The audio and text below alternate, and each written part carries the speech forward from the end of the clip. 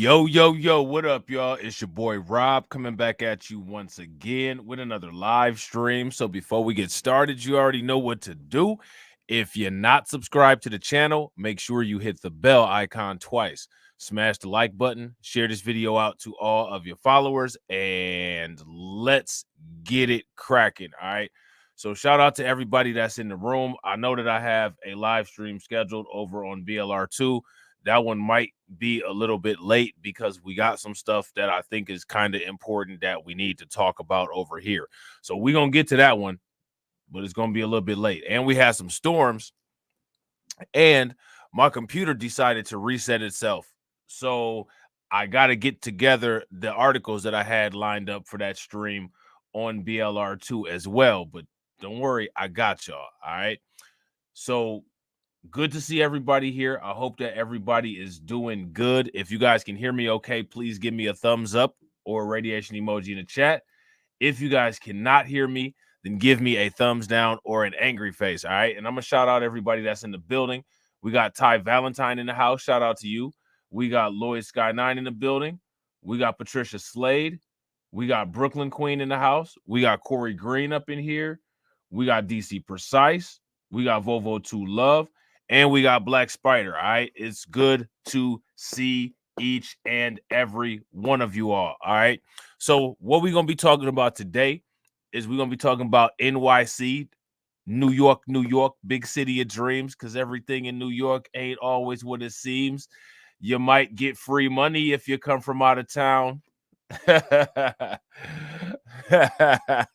You might get free money if you come from out of town. You know what I'm saying?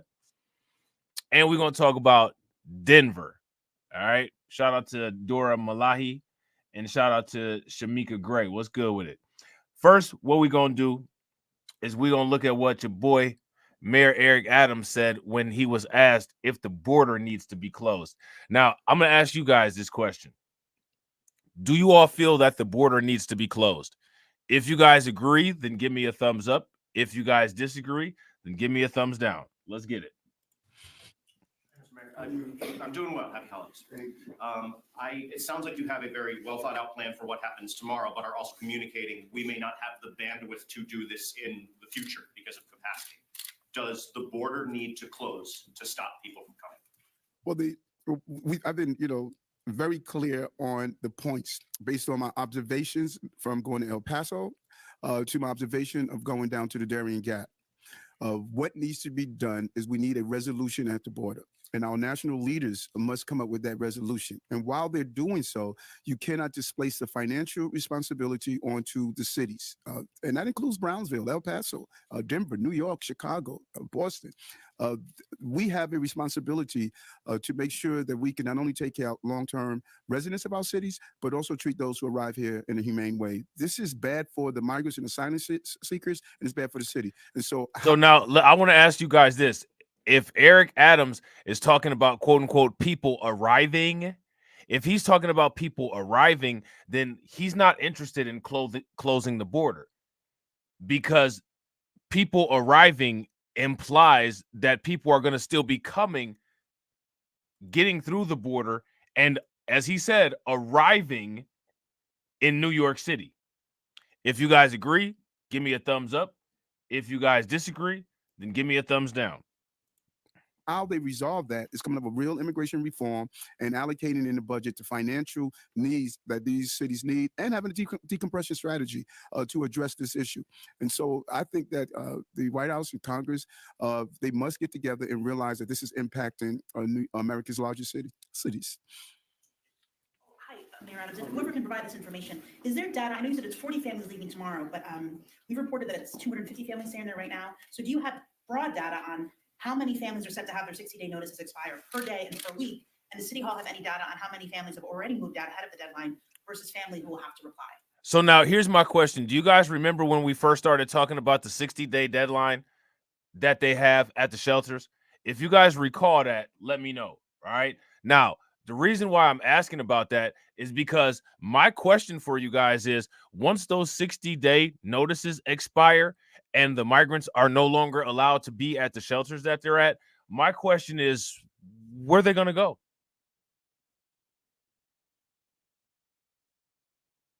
Where are they going to go?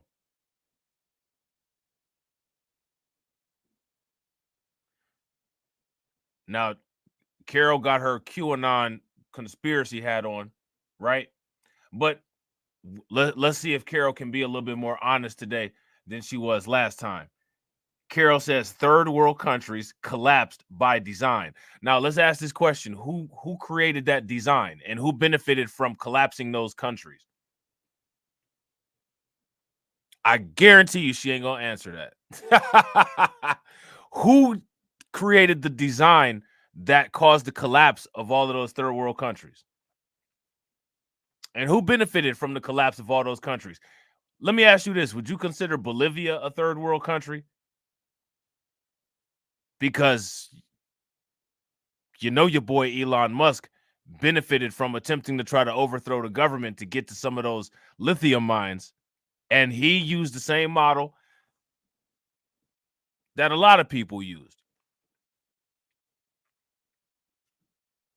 The World Economic Forum wasn't even around when the design for this stuff was around.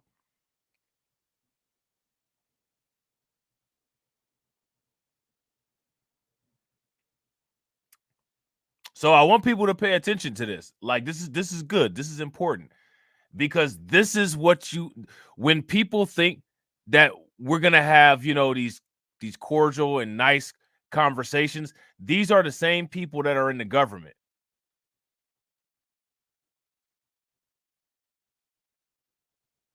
Facts don't matter anymore.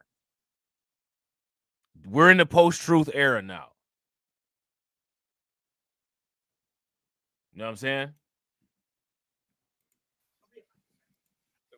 We can get back to with some of the specific data points, but just to make a couple of points from your good question there. So I think one of the ways that I look at it is that since the crisis began, we in New York City have helped more than 164,000 people.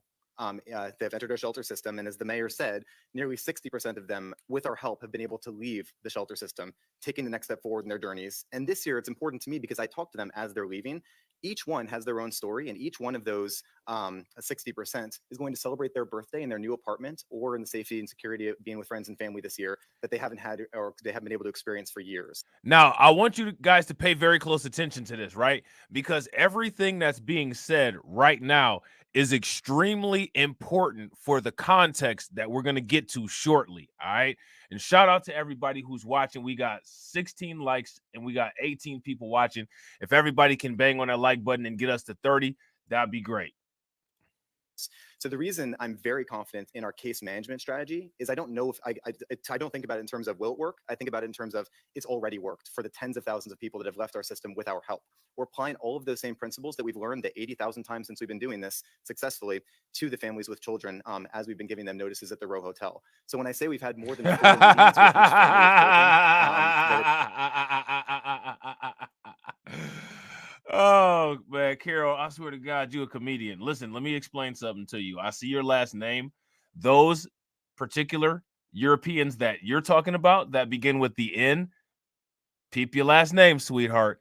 Those are your enemies. It's arguable that the entire continent of Europe is our enemy. It's arguable. I'm not going to say that absolute, but I'm going to say that there's a lot of people that may feel that way. But make no mistake, though, that particular branch that you're talking about, that's your enemy.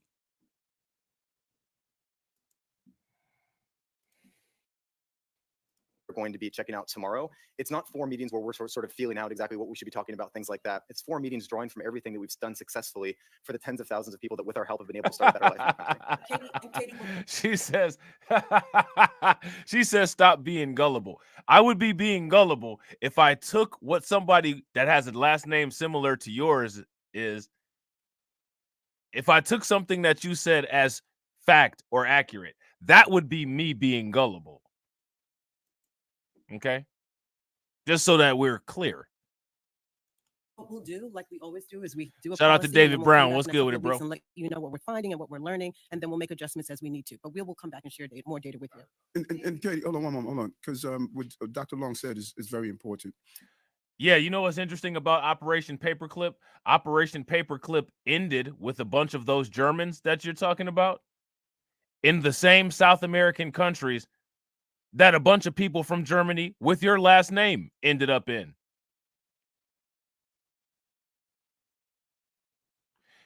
And I'm sure you got a cell phone plan, so if you want to have a discussion, you can call somebody. I'm actually doing a live stream, and I got to hurry up because I got other stuff to do. But I think you need to hear this. You know, people have analyzed what we have done. While national leaders have commended us, people have toured our sites and locations. They have commended the level of humanitarian actions we showed. We put in place a 30-day plan for single adults, so now we're doing it for the children and families, the 60-day for children and families. And as Dr. Long stated, close to 70%. So my question for you guys is, how do these 60-day evictions from the migrant shelters, how does that help with the capacity that we have, the capacity issue that they have in New York? Because those 60-day shelter evictions, all that's going to do is put the migrants back into the street. Now, here's my question. Once they go back into the street, what happens then? Is the problem solved? Is the issue resolved? Or are we still dealing with the same issue? So look, check this out. Carol says those folks are deeply embedded in our society. You know who else is deeply embedded in our society? There's two other groups of people that are deeply embedded in our society. Those who have your last name and can go to countries that have a lot of people like your last name in those countries, right? They have the right of return to go there. And another group of people that has been deeply embedded in our society is Adosos, American descendants of slave owners.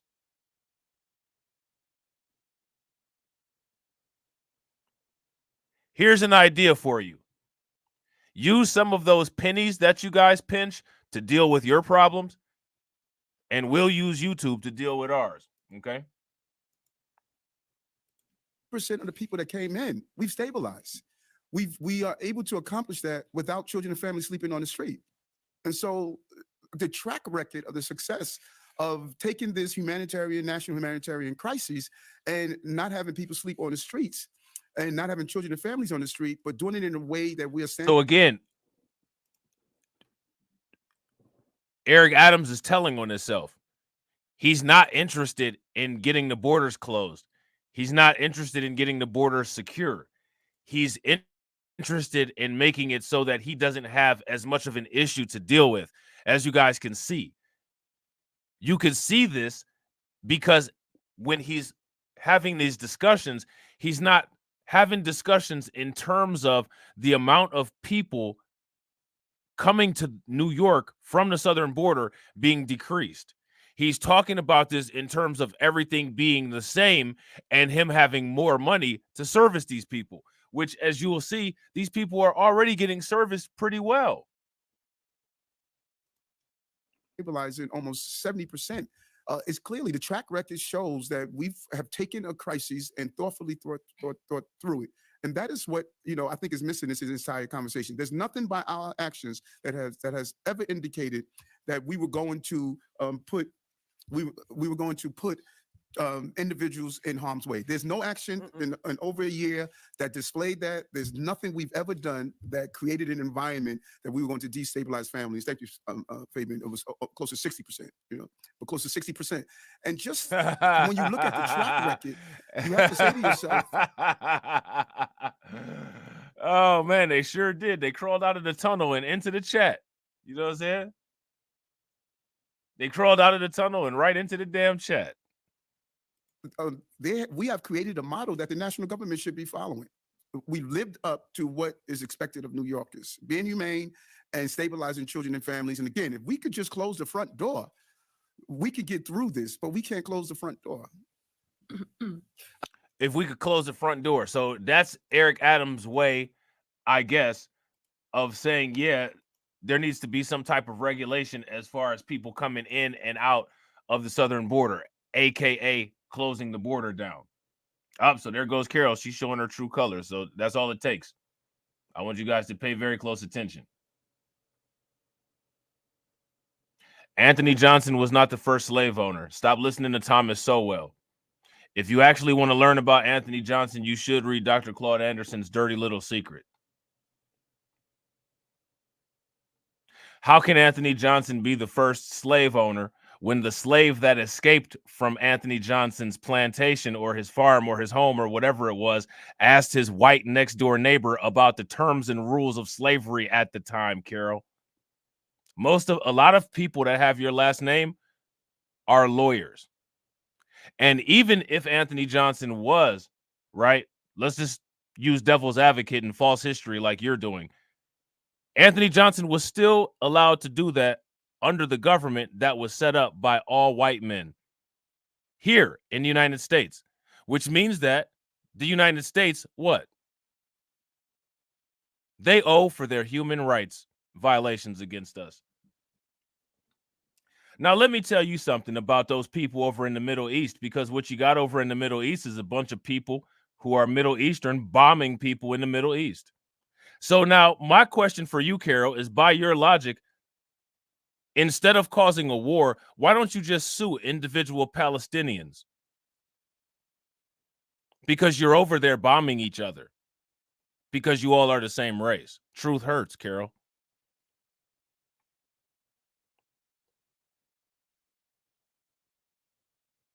Truth hurts.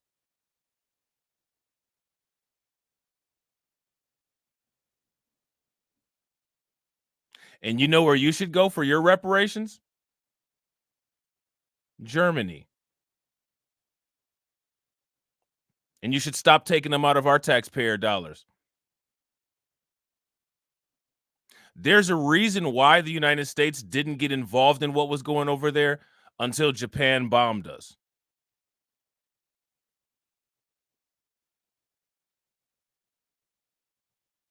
And I'm sure you know what that reason is.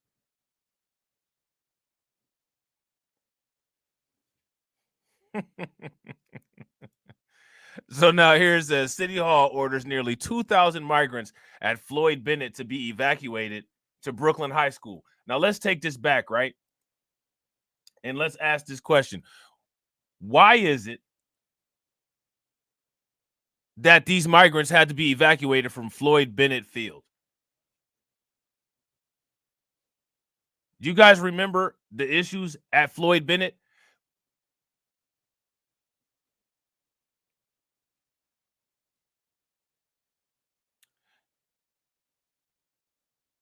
Carol said they want me and you to be divided and conquered. You mean like the Mason-Dixon line?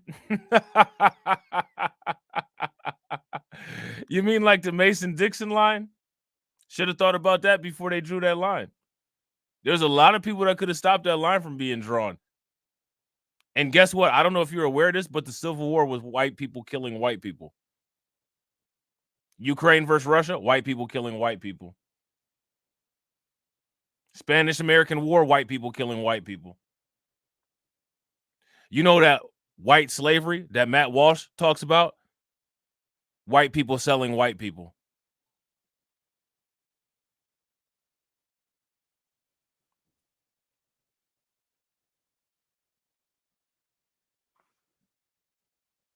Now, let me ask you a question.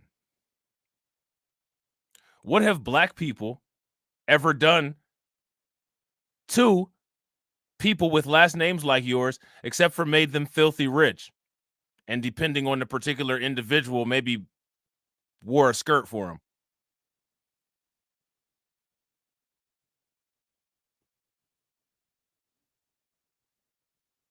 Shout out to Denise. What's good with it, Miss Niecy?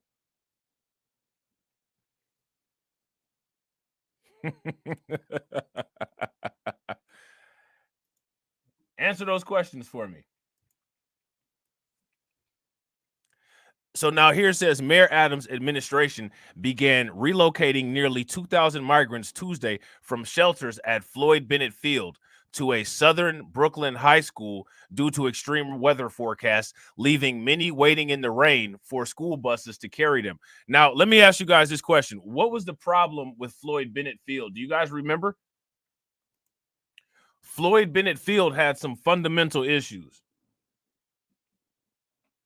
What was the fundamental issue with Floyd Bennett Field? If you guys recall, one of the issues with Floyd Bennett Field is that it was on land that was prone to flooding. You guys remember that? If you guys remember that, give me a thumbs up. If you guys do not remember that, then give me a thumbs down. Now, shout out to John. John said that they had a chemical issue in the area.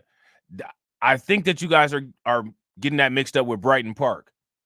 They might have had a chemical issue at Floyd Bennett Field. I can't remember.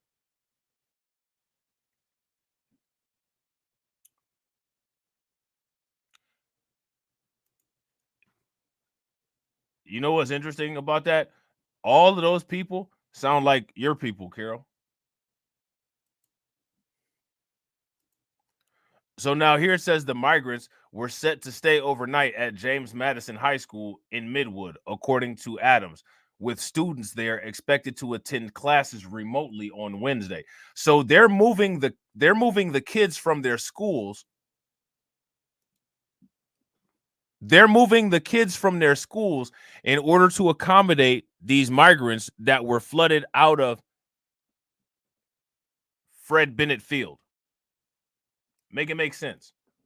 The mayor told reporters Tuesday that the move was being made out of an overabundance of caution due to forecasted high-speed winds. We want to make sure people are safe, he said. People that don't pay taxes. Adams spokeswoman Kayla Mamalik said in a written statement that 1,900 guests would be moved as a precaution against wind speeds expected to reach over 70 miles an hour. Now, as bad as these conditions get, I guarantee you these conditions are nowhere near as bad as the conditions that they walked through to get to the Darien Gap. Would you guys agree? If you guys agree, give me a thumbs up. If you guys disagree, give me a thumbs down.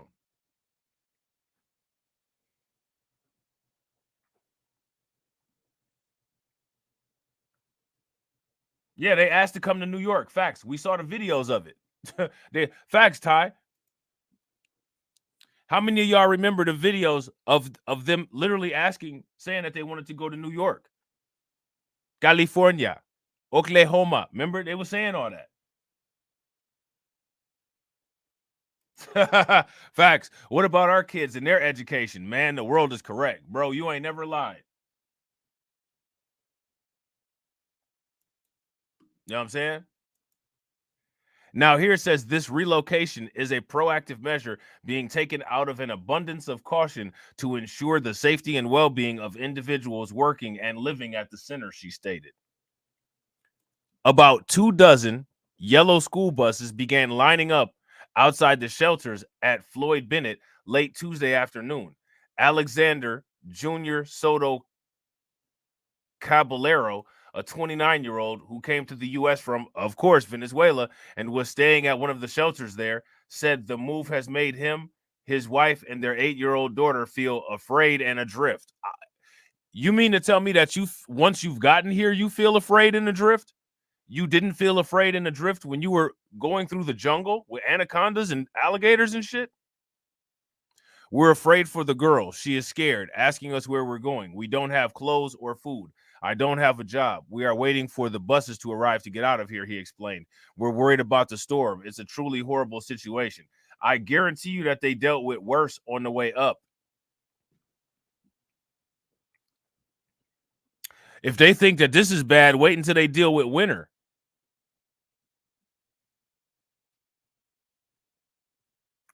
Wait until they deal with winter. So now here it says, when the shelters at Floyd Bennett were being set up months ago, critics pointed to the prospect of extreme weather being a problem at the southern Brooklyn location that borders Jamaica Bay. And we talked about this. We talked about this on Undocumented Bros. You guys remember? We definitely talked about this.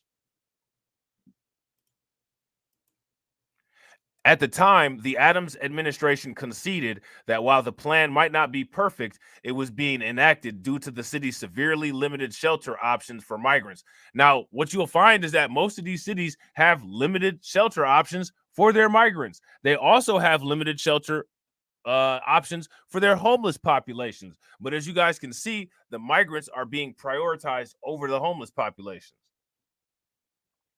Dozens of buses arrived at James Madison High School on Tuesday evening with parents carrying small children and everything they own on their backs as they walked through a downpour to get inside. Locals came to watch. "This is ridiculous," said Bob Brunette.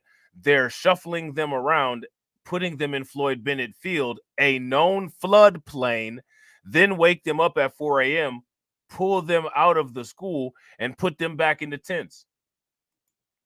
This is a shame," added Brunette, 47. "They deserve better." I mean, what do you guys think about that? I think probably the best option for them would be to make something work out where they are originally from. You know what I'm saying? And real quick, ladies and gentlemen, shout out to everybody watching. I appreciate each and every one of you all. If you all have not hit the like button, please make sure you all take a moment, hit the like button. Also, if you guys have not shared the stream, please make sure you take a moment and share the stream. And also, if you have not hit the bell and subscribed wherever you're watching from, please take a moment and do that. The Adams administration noted that Tuesday's relocation was a temporary measure, but critics across the political spectrum were quick to pounce. City Comptroller Brad Lander, a progressive Democrat, said the relocation highlighted the mismanagement and waste of money that is all too present in City Hall's approach to shelter and service for asylum seekers. So I want you guys remember, we talked about Brad Lander. He's the guy that took over Eric Adams' control to be able to spend money. You guys remember him? If you guys remember him, give me a thumbs up. If you guys don't remember him, give me a thumbs down. Now, what Eric Adams should take into consideration is that that's his hipster liberal ally. That's his Jimmy Dore ally. That's his progressive. That's his Jimmy Dore. That's his AOC. Looking to sink you. Councilwoman Joanne Areola. That last name, she's Latina. A Queens Republican. Described the move as a foregone conclusion and one that she warned would ultimately come to pass months ago. "These are concerns that we shared with the administration from day one," she said. "I hate to say I told you so, but I told you so." And she doesn't hate to say that she told you so. So just so that's, you know, so we're clear on that. You know what I'm saying? So now here it says advocates who've been eyeing the migrant issue closely for well over a year also inveighed against the mayor. This last minute evacuation further proves that Floyd Bennett Field, a facility mirrored in a flood zone miles from schools and other services, has never and will never serve as an appropriate and safe place to shelter families with children, the Legal Aid Society and Coalition for the Homeless said in a joint statement. "This is crazy. They shouldn't be here," said Elliot Beddish, who lives near James Madison High School. "Look at these little kids. This is no place for them." So now, again, I want you guys to pay very close attention to the slant that the New York Daily News is putting on this. They haven't even mentioned the concern of the kids that these migrants are getting put on top of at their school. Somebody make it make sense. So now here it says they're being promised a better life, but they're going to be put back in the tents, and then they're going to end up in the street, added Beddish, who is 57. Why are we promising these people a better life? That's not our responsibility.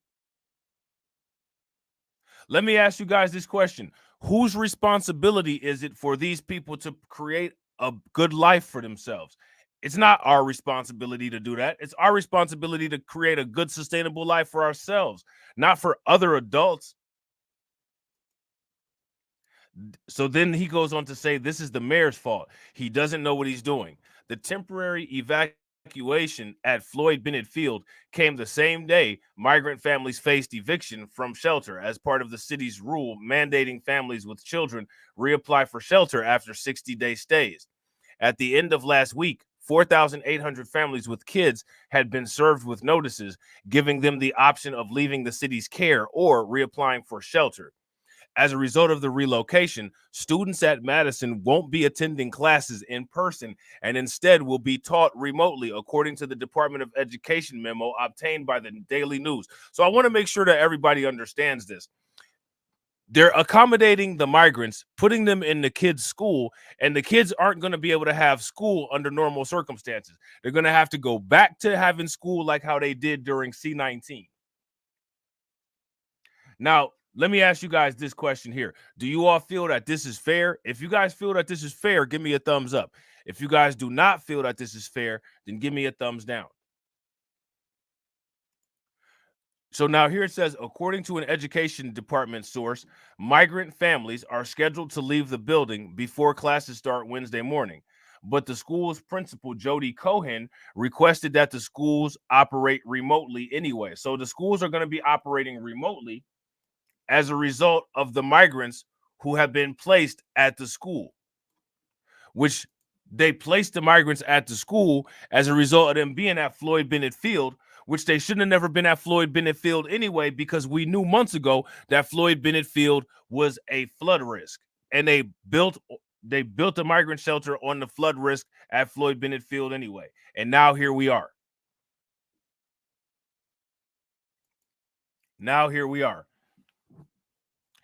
And real quick, ladies and gentlemen, if you guys have not smashed that like button, make sure you guys take a moment, smash that like button. If you guys have not hit that bell, make sure you guys take a moment and hit that bell. We got 27 people watching and we got 24 likes. If everybody could take a moment, smash that like button and get us to 30, that would be great. Now, I want y'all to see something. Y'all see how Carol is just typing and repeating stuff in here? You see how they got the bots? She talking about Trump 24 to avoid a new World War III. Where is our tech people to go into everybody else's live streams and have bots type in reparations now?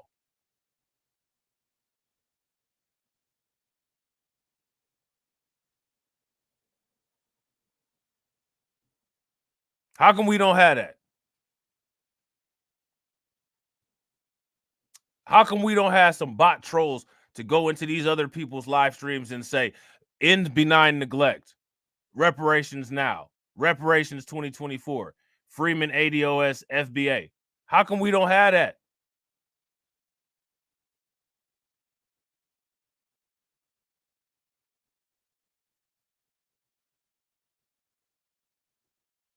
Until people start being willing to go hard in the paint like that,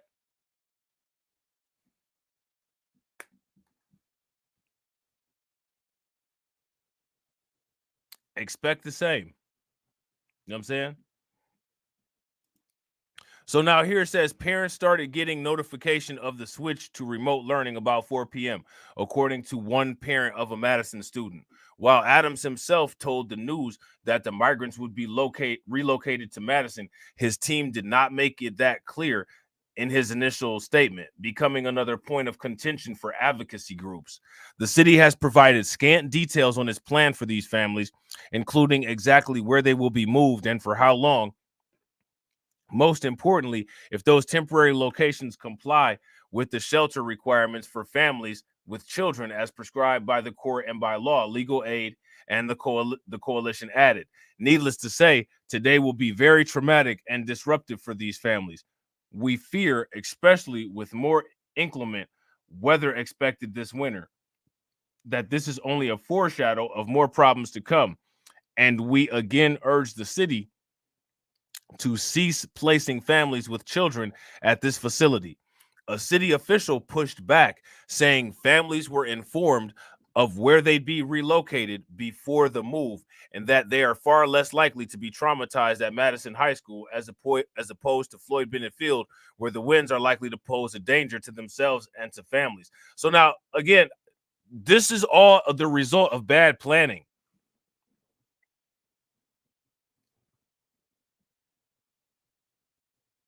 Shout out to Caldona. Caldona said that they'll bot it up. That's what's good. That's exactly what's good. I'm telling you, that's what's exactly what we need. Wait until the political season gets even deeper, man. Y'all gonna see all kinds of crazy ass trolls and crazy ass bots coming all in the chat.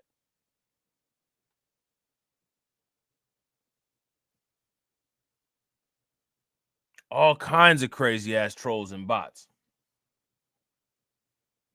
You know what I'm saying? So now here it says Mamlik noted that the migrants would continue to be provided with essential services and support. I think that they've gone beyond essential services and support.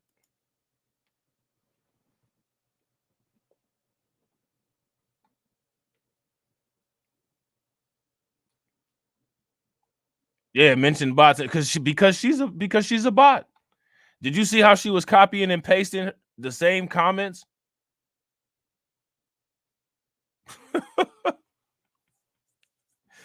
You know what I'm saying?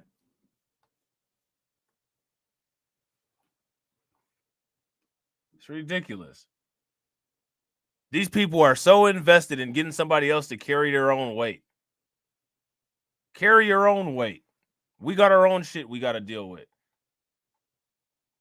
The very people that sit around and call us lazy want to come and disrupt what we're doing to try to get us to do work for them. Those work for you days are over.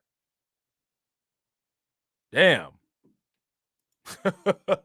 So now here it says the relocation will continue until any weather conditions that may arise have stabilized and the facility is once again fit for living, she said. We are actively monitoring the situation and will issue updates as necessary. All right. So what we gonna do, all right, is I got more stuff on this, but we're gonna end this right here. We're going to end this right here. Now, this is interesting, right? Carol says dumbed down by design. Now, here go my question for you. Which design? Are you talking about the design of like the black laws that didn't allow black people to read? Because that will definitely dumb somebody down. Those laws that your ancestors benefited from by not letting black people go to schools. Those laws. Because that will definitely dumb somebody down, and that's exactly what they were designed to do. So are you talking about those laws? Because if you are talking about those laws, then we'll have to talk about exactly how dumbed down people have become as a result of those laws. And if they've become significantly dumbed down as a result of those laws, you know what that entitles those people to, don't you?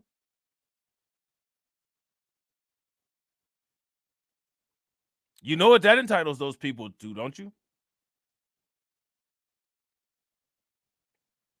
That entitles those people to your pocketbook. And we're coming for it. Too bad you don't have anything but dust in there. So with that being said, ladies and gentlemen,